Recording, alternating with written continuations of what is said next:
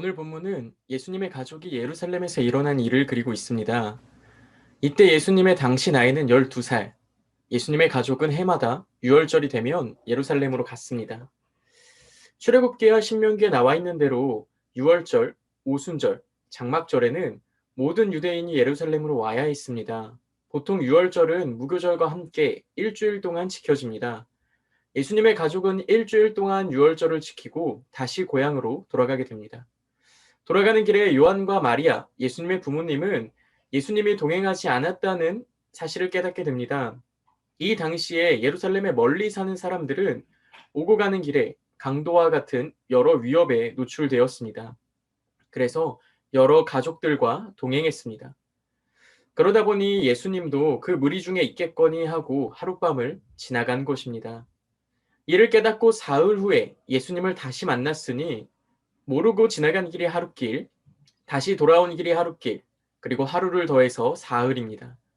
최소 이틀 동안은 걱정 속에서 살았을 것입니다. 그의 부모가 걱정 속에 있는 사이 예수님은 성전에서 선생들 사이에 앉아서 듣기도 하고 묻기도 합니다. 유대인의 교육법은 묻고 대답하는 것에서 시작합니다. 예수님의 물음에 그 자리에 있던 사람이 놀랍게 여겼다는 것은 예수님이 율법에 대해서, 성경에 대해서 잘 알고 그들에게 좋은 질문을 했다는 것입니다. 아직 예수님은 성인이 아닌데 말입니다. 예수님을 만난 마리아의 첫 대사는 어찌하여 우리에게 이렇게 하였느냐 라는 말입니다. 이 말이 성경 안에서 쓰일 때는 누군가에게 속았을 때 이렇게 표현을 합니다. 하지만 예수님의 대답이 더 대단합니다. 왜? 저를 찾았습니까? 내가 내 아버지 집에 있어야 될 줄을 알지 못하셨나이까? 라고 대답합니다. 예수님은 당시 12살입니다. 유대인의 관습에 따르면 12살은 아직 성인이 아닙니다. 48절에서도 마리아가 예수님께 아이야 어찌하여 라고 말하는 것을 볼 수 있습니다. 유대인 사회에서 성인은 13세라고 합니다. 12세부터는 성인이 될 준비를 하고 13세가 되면 성인식을 행하고 하나님의 모든 계명을 지킬 의무가 생깁니다. 성인이 되기 이전에는 율법에 대한 강한 요구를 하지 않습니다.